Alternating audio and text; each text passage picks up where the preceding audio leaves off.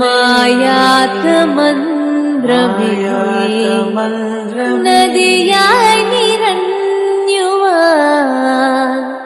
നീ എന്റെ കിനാവിലാ. മാനവേട്ട എന്താ എന്നോട് ചോദ്യം സംസാരിക്കാത്ത? മാനവേട്ട ഐ ലവ് യു. മാനവേട്ട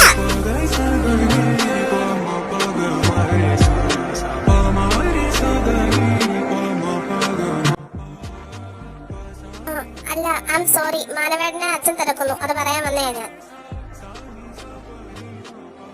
ശിവ അവിടെ നിക്ക്. മാനവേട്ട അവിടെ നിക്ക്. എങ്ങോട്ട് പോവാ? എനിക്ക് മാനവേട്ടനോട് കുറച്ച് സംസാരിക്കാനുണ്ട്.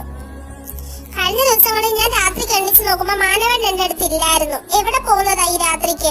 പിന്നെ ടാബ്ലറ്റ് ഒക്കെ എടുക്കുന്ന ക്ഷീണത്തില് എനിക്കൊന്ന് എണ്ണിച്ച് വരാൻ പോലും പറ്റത്തില്ലായിരുന്നു. തല വെട്ടി പൊളക്കുക. അതുകൊണ്ടാണ് ഞാൻ വന്ന് അന്വേഷിക്കാതിരുന്നത്. ഏട്ടൻ എവിടെ പോകുന്നയാ രാത്രിക്ക്? എന്റെ പൊന്നുതിയ, രാത്രിക്ക് ഞാൻ എവിടെ പോവാനാ? നിന്റെ കൂടെ തന്നെ ഉണ്ടായിരുന്നു. പിന്നെ എനിക്ക് 2 ദിവസമായിട്ട് എക്സാമിന്റെ പേപ്പേഴ്സ് ഒക്കെ നോക്കാനുള്ളത് കൊണ്ട് അത് കാരണം ഞാൻ താമസിച്ചാ കിടന്നത്. അത് കാരണമാ. അല്ലാതെ ഈ രാത്രിക്ക് ഞാൻ എവിടെ പോവാനാ? നിന്റെ കൂടെ തന്നെ ഉണ്ടായിരുന്നു.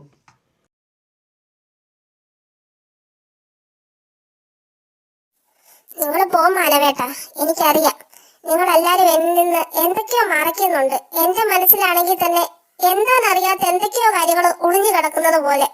എനിക്കറിയില്ല.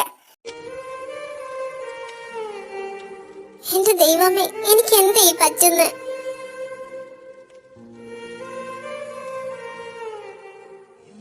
ശിവ, എനിക്ക് നിന്നോട് സംസാരിക്കണം.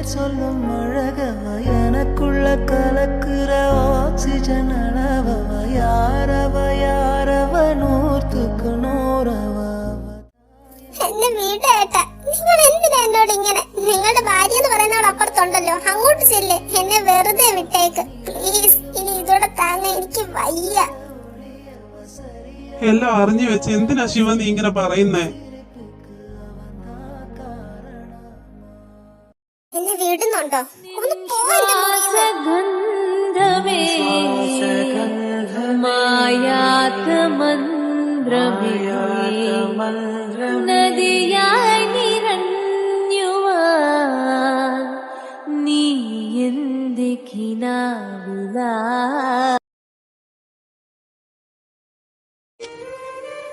എത്ര നാളെ എന്റെ കാർത്തികെ ഇങ്ങനെ മുന്നോട്ട് പോകുന്നത്? എനിക്കറിയത്തില്ല. എന്റെ കുഞ്ഞിങ്ങനെ അനുഭവിക്കുന്ന കാണുമ്പോ എനിക്ക് സങ്കടം വരുക. എനിക്കറിയില്ല മീരേച്ചി, കുഞ്ഞുങ്ങളുടെ കാര്യം എവിടെ പോയി നിൽക്കുമെന്ന് ഒരു പിടിയുമില്ല. മാനവനോട് എന്തെങ്കിലും സംസാരിക്കാന്ന് വെച്ചാ അവന് ദേഷ്യവാ. അവനെ പറഞ്ഞിട്ടും കാര്യമില്ല. എത്രയാണെന്നും പറഞ്ഞ് ഒരു മനുഷ്യനല്ല സഹിച്ചും പുറത്തും നിൽക്കാൻ പറ്റുന്നത്. എന്റെ മോളിന് എന്തൊക്കെ സഹിക്കേണ്ടി വരുമെന്ന് എനിക്ക് അറിയത്തില്ല. അവൾ എനിക്ക് വേണ്ടിയാ ഇതിനൊക്കെ തയ്യാറായത്. അല്ലേലും ഇതൊക്കെ ഏത് പെണ്ണിനാ സഹിക്കാൻ പറ്റുന്നത്? ആർക്കെങ്കിലും സഹിക്കാൻ പറ്റുന്ന കാര്യമാണ് ഇവിടെ നടക്കുന്നത്. പിന്നെ നമ്മുടെ അവസ്ഥ അല്ലാതെ എന്തു പറയാനാ? ഡോക്ടർ പറഞ്ഞ നമുക്ക് എല്ലാവർക്കും അറിയാവുന്ന കാര്യമല്ലേ. എനിക്ക് ഒരു പിടിയുമില്ല എന്താ ചെയ്യണ്ടേന്ന്. മക്കളുടെ കാര്യം എങ്ങോട്ടേ പോകുന്നതെന്ന് പോലും അറിയത്തില്ല. അവർക്കും ഒരു ജീവിതം ഉള്ളതല്ലേ. അച്ഛാ, നിങ്ങളെല്ലാരും ഇവിടെ ഇരിക്കുവായിരുന്നോ? എന്താ മോളെ മാനു, കാര്യം പറയുന്നീ? അച്ഛാ, ശിവയുടെ കാര്യമാണ് എനിക്ക് പറയാനുള്ളത്. ഇനി ഈ കാര്യം എത്ര നാളെ നമ്മൾ മറച്ചു വെക്കേണ്ടത്? എനിക്കൊന്നും മനസ്സിലാവുന്നില്ല. അവളുടെ ഇപ്പോഴത്തെ അവസ്ഥ തന്നെ എങ്ങോട്ടാ പോകുന്നതെന്ന് നമ്മളെല്ലാം കണ്ടോണ്ടിരിക്കും ഓരോ ദിവസം ചെല്ലും തോറും. എല്ലാവരുടെയും മുമ്പിൽ അവൾ സന്തോഷം അഭിനയിച്ചായി നടക്കുന്നത്. എത്രയാണെന്നും പറഞ്ഞ അവളും ഒരു പെങ്കൊച്ചല്ലേ. എന്തായാലും ഇത്രയ്ക്കുള്ള വയസ്സല്ലേ അവൾക്കും ഉള്ളൂ. ഈ ചെറുപ്രായത്തിൽ എൻ്റെ മോൾ എന്തൊക്കെയാ അനുഭവിക്കുന്നത്. പിന്നെ അമ്മ ഡോക്ടറും കൂടെ വിളിച്ചായിരുന്നു. നമ്മളായിട്ട് അവളോടൊന്നും പറയണ്ടെന്നാ പറഞ്ഞത്. നമ്മളായിട്ട് പറഞ്ഞ അത് അവളുടെ ഹെൽത്തിനെ ബാധിക്കുമെന്ന്. ഈശ്വര, നമ്മൾ ആരുടെ ഭാഗത്താ നിൽക്കേണ്ടത്? ദിയയുടെ ഭാഗത്ത് നിൽക്കണോ അതോ ശിവയുടെ ഭാഗത്ത് നിൽക്കണോ? രണ്ടും നമ്മുടെ കുട്ടികളല്ലേ. നമ്മൾ എന്താ ഇപ്പൊ ചെയ്യുക? അങ്കിള് വിഷമിക്കേണ്ട. ദിയയുടെ കാര്യത്തിൽ എന്തൊക്കെ വന്നാലും അതൊക്കെ ഞാൻ നോക്കിക്കോളാം. പിന്നെ ശിവ, അവളുടെ കാര്യം നമ്മളുണ്ടല്ലോ അവളുടെ കൂടെ. അങ്കിള് വിഷമിക്കേണ്ട. ശിവാങ്കി മോളെന്താ അവിടെ നിന്നേ? ഓ, നീ ആയിരുന്നോ? നിനക്ക് എന്താ വേണ്ടത്? ശിവാങ്കി, ക്ലാസ്സിൽ പൊടി.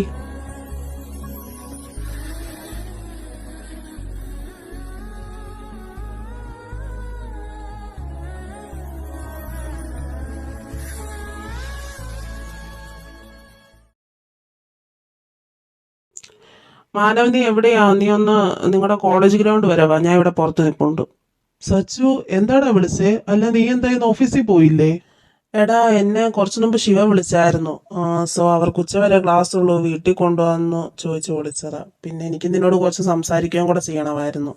അതുകൊണ്ടാണ് ഞാൻ നിന്നോട് ഇങ്ങോട്ട് വരാൻ പറഞ്ഞത്. നിനക്ക് തിരക്കൊന്നും അല്ലായിരുന്നല്ലോ അല്ലേ? ഇല്ലടാ, എൻ്റെ ക്ലാസ് കഴിഞ്ഞായിരുന്നു. പിന്നെ ഞാനും ഉച്ചയ്ക്ക് വീട്ടിലോട്ട് വരാനിരിക്കുമായിരുന്നു. മാനവ് എനിക്കറിയണം നീ ശിവയുടെ കാര്യത്തിൽ എന്ത് തീരുമാനമായി എടുത്തേന്ന്. അതോടെ ചോദിക്കാനാണ് ഞാൻ നിന്നെ ഇങ്ങോട്ട് വിളിച്ചത്. പിന്നെ നീ എന്ത് തീരുമാനം എടുത്താലും ഞാൻ നിന്നോടൊരു കാര്യം പറയാം. ശിവയ്ക്ക് നിന്നെ ഇഷ്ടമാ. അവളുടെ പല സമയത്തെ പെരുമാറ്റം വെച്ച് എനിക്കത് മനസ്സിലായിട്ടുമുണ്ട്. നിനക്കും അത് മനസ്സിലായി കാണുമല്ലോ.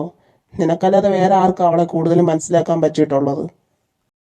എടാ എനിക്കറിയാം അവൾക്ക് എന്നെ ഇഷ്ടമാന്ന്. പക്ഷെ ഡോക്ടർ പറഞ്ഞ കാര്യം നീയും കേട്ടതല്ലേ, നീയും അറിഞ്ഞതല്ലേ അതൊക്കെ. ഞാൻ ഈ രണ്ടുപേരുടെ ഇടയിൽ കിടന്ന് വിയർപ്പ് മുട്ടുന്ന ഞാനാടാ, അതാരും മനസ്സിലാക്കുന്നില്ല. മാനോ, നീ എന്ത് തീരുമാനം എടുത്താലും നിന്റെ കൂടെ ഞങ്ങൾ കാണും. അതിപ്പോ എത്ര വലിയ പ്രശ്നമാണെങ്കിൽ പോലും. എനിക്കറിയാടാ, എന്തൊക്കെ പ്രശ്നം വന്നാലും നിങ്ങളെല്ലാരും എൻ്റെ കൂടെ കാണുമെന്ന്. ബട്ട് ഇനി എത്രത്തോളം എന്നെ കൊണ്ട് പിടിച്ചു നിൽക്കാൻ പറ്റുമെന്ന് എനിക്ക് അറിയത്തില്ല. നീ എന്തായാലും ടെൻഷൻ അടിക്കണ്ട, ഞങ്ങളൊക്കെ ഉണ്ടല്ലോ കൂടെ. പിന്നെ ഞാനൊന്ന് അങ്ങോട്ട് പോട്ടെ, അവളുമാരിപ്പോൾ ഇറങ്ങിക്കാണും. എന്നെ കണ്ടില്ലെങ്കിൽ ഞാൻ അങ്ങോട്ട് ചെല്ലട്ടെ. അല്ല, സച്ചുവേട്ടൻ ഇവിടെ നിൽക്കുമായിരുന്നോ? ഞങ്ങൾ സച്ചുവേട്ടനെ അവിടെ നോക്കുമായിരുന്നു. എനിക്ക് മാനവനോട് കുറച്ച് സംസാരിക്കാനുണ്ടായിരുന്നു. അപ്പം ഞാൻ ഇങ്ങോട്ട് പോരുന്നു. അല്ല, ശിവ എവിടെ? ശിവയുടെ കാര്യം, അവളുടെ കാര്യം ഓർക്കുമ്പോൾ തന്നെ എനിക്ക് പേടിയാവുന്നു. ഇതൊക്കെ എവിടെ ചെന്ന് നിൽക്കുമെന്ന് ഓർത്തിട്ട് മനുഷ്യനൊരു മനസമാധാനമില്ല. നീ പേടിക്കണ്ട, നമ്മളെല്ലാരും ഉണ്ടല്ലോ അവളുടെ കൂടെ. നമുക്ക് ശരിയാക്കാടൂ. നിങ്ങൾ സംസാരിക്കേ, ഞാൻ എന്തായാലും അങ്ങോട്ട് ചെല്ലട്ടെ.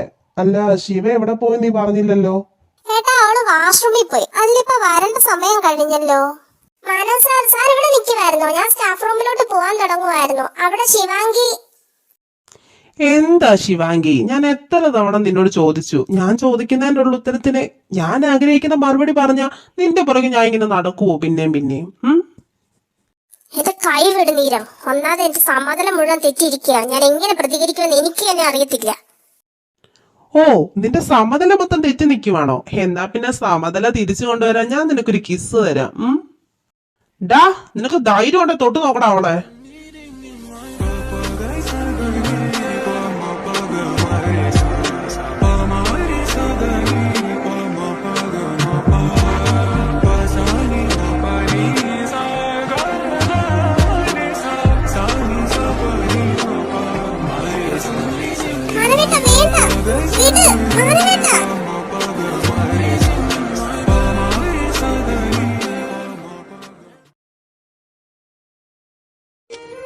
നിന്നോട് എത്ര തവണ ഞാൻ പറഞ്ഞിട്ടുണ്ടടാ ഇവളുടെ പുറകെ നടക്കലെന്ന്. എത്ര ധൈര്യം ഉണ്ടേട്ടാ പുല്ല നീ എന്റെ പെണ്ണിന്റെ ദേഹത്ത് തൊട്ടത്.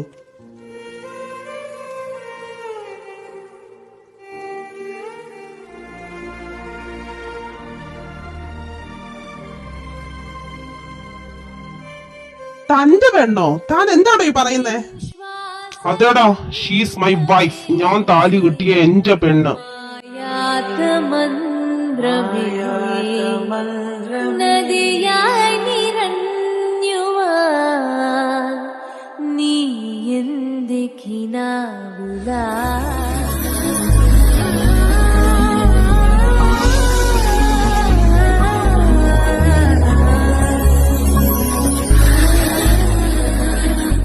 ഇവിടെ നിൽക്കുന്ന ഓരോരുത്തന്മാരും കേൾക്കാൻ വേണ്ടി ഞാൻ പറയുക. ഇവള് ശിവാംഗി വിശ്വനാഥ് അല്ല, ശിവാംഗി മാനം മഹാദേവ വർമ്മയാ. ഞാൻ താലി കിട്ടിയ എന്റെ ഭാര്യ.